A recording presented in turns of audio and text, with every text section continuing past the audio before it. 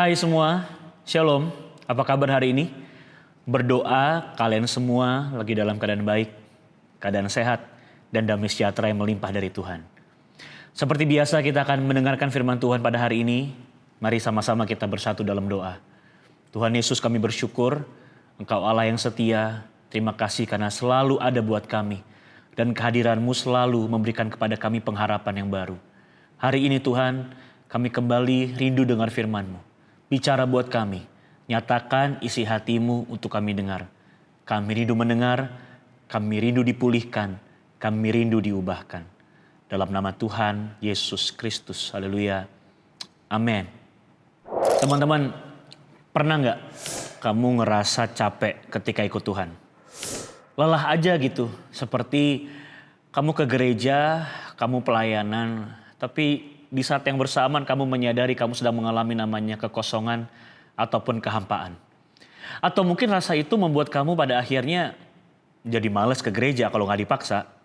Jadi malas beribadah kalau nggak disuruh sama teman. Situasi yang mungkin hari ini kamu pendam, kamu tekan. Dan pada akhirnya kamu jadi kehilangan damai sejahtera yang dulu kamu rasakan ketika pertama kali ikut Tuhan. Ya, itu namanya kondisi capek. Dan kamu harus dipulihkan. Kabar baiknya, Tuhan adalah pribadi yang gak pernah menuntut. Tapi dia pribadi yang terus menuntun. Dia gak pernah memaksa kamu untuk selalu semangat, untuk selalu pasang badan yang tegap, wajah yang ke depan, untuk kamu bisa berani terus dalam kehidupan kamu setiap hari. Untuk kamu bisa selalu sukacita setiap hari. No, tapi dia pribadi yang bersedia untuk menuntun kamu di dalam kelemahan kamu. Karena dia berjanji untuk setia menemani kamu di setiap musim yang sedang kamu alami. Alkitab kita berkata, kita lihat dalam Matius 11 ayat 28 sampai 30. Marilah kepadaku semua yang letih lesu dan berbeban berat, aku akan memberikan kelegaan kepadamu. Pikulah kuk yang kupasang dan belajarlah daripadaku karena aku lemah lembut dan rendah hati. Dan jiwamu akan mendapat ketenangan. Sebab kuk yang kupasang itu enak dan bebanku pun itu ringan. Dari ayat ini kita menemukan ada 3 hal teman-teman. Untuk kita kembali lagi bisa semangat ikut Tuhan. Kamu bisa wake up lagi, keluar dari mager kamu. Dan menyalakan semangat api yang baru lagi di hati kamu dan di roh kamu. Ada 3 kuncinya. Yang pertama, kamu harus menyadari keadaan kamu. Sadari keadaanmu. Mulai dari self-awareness. Alkitab kita berkata dari Matius 11 ayat 28 demikian. Marilah kepadaku semua yang letih lesu dan berbeban berat. Aku akan memberi kelegaan kepadamu. Yang pertama, mulai sadar. Kalau kamu lagi letih, kamu lagi lesu, kamu lagi beban berat. Sadari keadaan kamu. Sadari bahwa kamu lagi dalam kondisi itu. Karena gak mungkin ada perubahan kalau kamu gak menyadari keadaan kamu. Gak mungkin ada perubahan kalau kamu masih biasa aja kepada stres. Masih biasa aja sama khawatir. Masih biasa aja sama rasa takut. Ya udah biasa stres kok hari-hari ini. Ya namanya juga lagi punya masalah, wajar dong kalau overthinking. Wajar dong kalau takut. Ya udah jalanin aja. Ya harus dilewati. Kalau kamu gak menyadari bahwa kamu sebenarnya lagi gak baik-baik aja, bagaimana perubahan bisa terjadi? Perubahan hanya bisa terjadi kalau hari ini kamu menyadari keadaan kamu dan kamu bilang, aku muak sama kondisi ini, aku mau berubah, aku mau maju. Kamu harus menyadari bahwa hidup tanpa Tuhan itu susah sekali. Kamu harus menyadari kalau kamu selalu tekan kondisi ini, kamu selalu maksakan diri untuk jalan walaupun kamu lagi stres. Kamu gak akan jalan di jalan yang baik. Kamu akan makin susah. Semangatmu akan makin turun.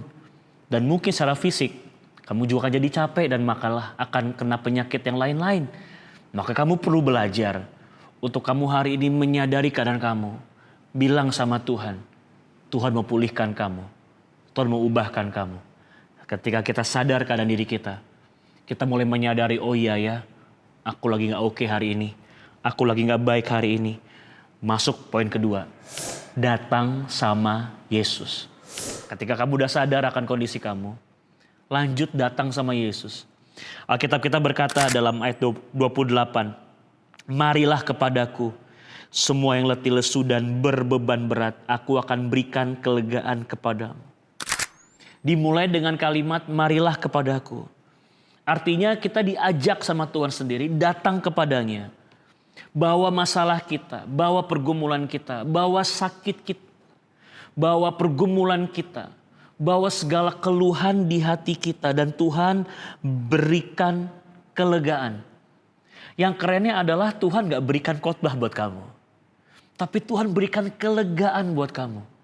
Tuhan gak datang dengan kamu dan memberikan seluruh firman yang kamu butuhkan buat kamu dengar dan supaya kamu langsung berubah dan langsung jalan. No, tapi Tuhan simply berikan pelukannya, berikan kelegaannya, berikan kasihnya, karena itu yang paling kamu butuhkan hari ini. Kamu punya Tuhan yang seperti itu. Kamu punya Tuhan yang sangat empati, bahkan yang sangat punya belas kasihan untuk membuat kamu berubah. Yesus gak peduli alasan kamu datang. Yang penting datang aja.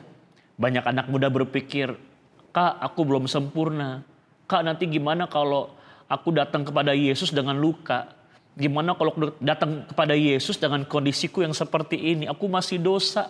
Aku masih keterikatan akan hal tertentu. Aku masih punya dendam yang belum selesai. Hidupku masih belum benar. Yesus terima gak?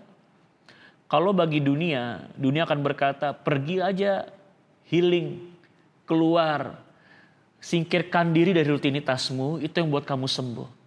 Tapi Yesus berkata, marilah kepadaku, datang apa adanya, datang dengan apa yang kamu punya, dengan luka kamu, dengan sakit kamu, dan Dia janji akan memulihkan kamu.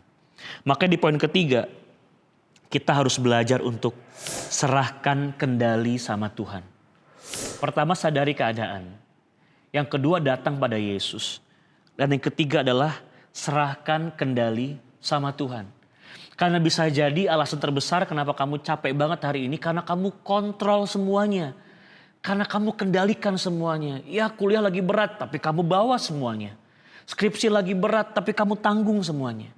Padahal Dia berkata, mari datang dan Dia akan membantu kita untuk menjalani semuanya dengan kekuatan dari Dia. Alkitab kita berkata demikian, pikulah kuk yang kupasang dan belajarlah padaku karena aku lemah lembut dan rendah hati.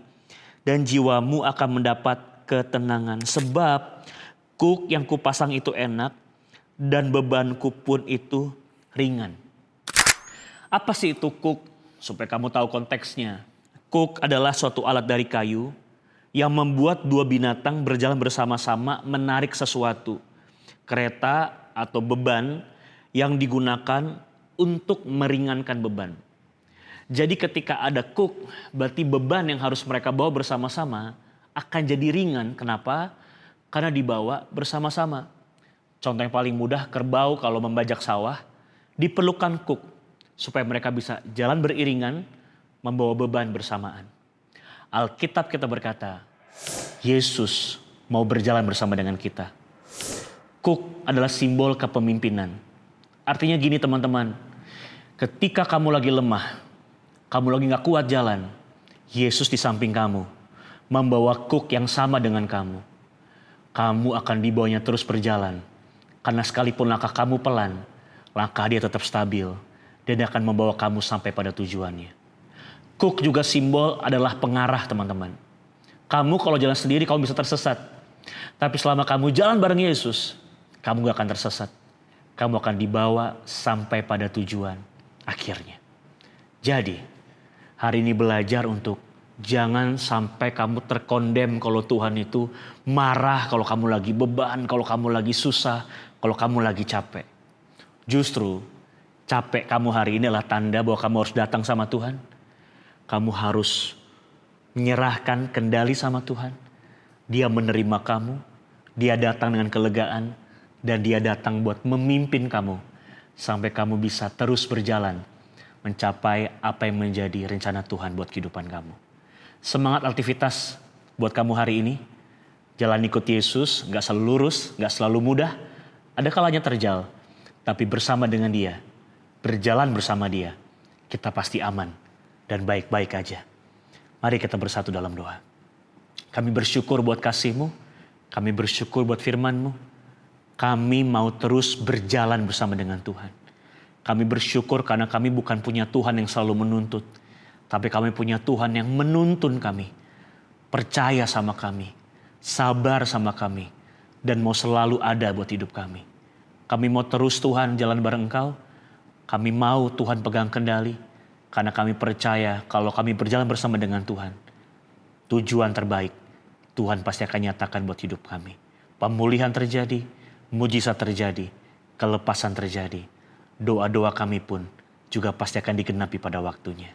Terpuji nama-Mu Tuhan, dalam nama Tuhan Yesus Kristus. Haleluya. Amin. Dah.